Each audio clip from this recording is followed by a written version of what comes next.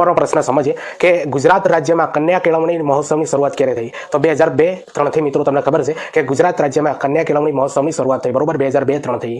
હવે 5મા નંબરનો પ્રશ્ન ખૂબ મહત્વનો પ્રશ્ન છે કે વિદ્યાલક્ષ્મી બોન્ડ યોજનાનું નવું નામ શું આપવામાં આવ્યું? તો વહાલી દીકરી યોજના નવું નામ આપવામાં આવ્યું છે મિત્રો, વિદ્યાલક્ષ્મી બોન્ડ યોજનાનું, બરોબર, વહાલી દીકરી યોજના. હવે 6ઠા નંબરનો પ્રશ્ન સમજીએ કે શાળા પ્રવેશોત્સવ અને કન્યા કેળવણી મહોત્સવ કયા ધોરણમાં ઉજવવામાં આવે છે? તો ધોરણ 1 અને ધોરણ 9ના અંદર મિત્રો આ શાળા પ્રવેશોત્સવ અને કન્યા કેળવણી મહોત્સવ આ બંને જે છે મિત્રો ધોરણ 1ના અંદર અને ધોરણ 9ના અંદર ઉજવવામાં. હવે 7મા નંબરનો પ્રશ્ન સમજીએ કે ગુજરાત રાજ્યમાં મધ્યાહન ભોજનની શરૂઆત ક્યારે થઈ? આ ક્વેશ્ચન છે મિત્રો 2023ની એક્ઝામના અંદર ટેટના અંદર પૂછાઈ ગયો.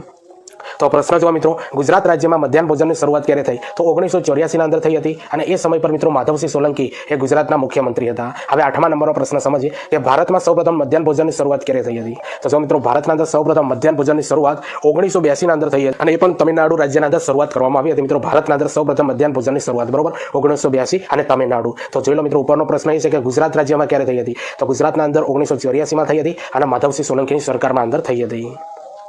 હવે 9મા નંબરનો પ્રશ્ન સમજીએ કે સમગ્ર ભારતમાં મધ્યાહન ભોજનની શરૂઆત ક્યારે થઈ? જો મિત્રો સમગ્ર ભારતના અંદર ક્યારે મધ્યાહન ભોજન લાગુ પડ્યું હતું? 1995ના અંદર આ પ્રશ્ન પૂછાઈ ગયો. હવે 8મા નંબરનો પ્રશ્ન ખૂબ મહત્વનો પ્રશ્ન છે કે મધ્યાહન ભોજન યોજનાનું નવું નામ શું છે? તો PM પોષણ નામ છે મિત્રો, યાદ રાખજો, PM પોષણ છે, જેને ગુજરાતીના અંદર રાષ્ટ્રીય આહાર સહાયતા કાર્યક્રમ કહેવાય છે, બરોબર, રાષ્ટ્રીય આહાર સહાયતા કાર્યક્રમ. અને જો મિત્રો આ ગુજરાત સરકાર કહેવાય કે કેન્દ્ર સરકારના અંદર જેટલી પણ શાળાઓ આવતી હશે મિત્રો ગુજરાત રાજ્યના અંદર અથવા કેન્દ્ર સરકારના અંદર, એ બધી શાળાઓના અંદર કયા કયા કાર્યક્રમો શરૂ કરવામાં આવેલા છે, કઈ સાલના અંદર, કોની સરકારના અંદર, આવા ક્વેશ્ચનો તમારી પરીક્ષાના અંદર પૂછાઈ શકે છે.